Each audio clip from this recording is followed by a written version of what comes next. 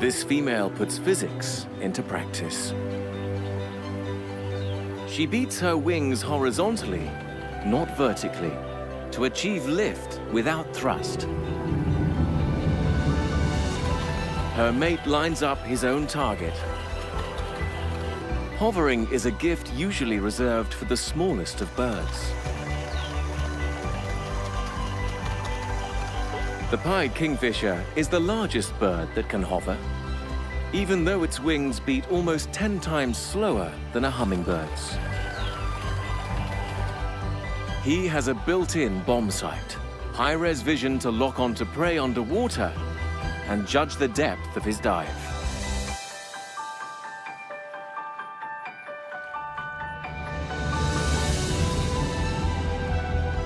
Bullseye.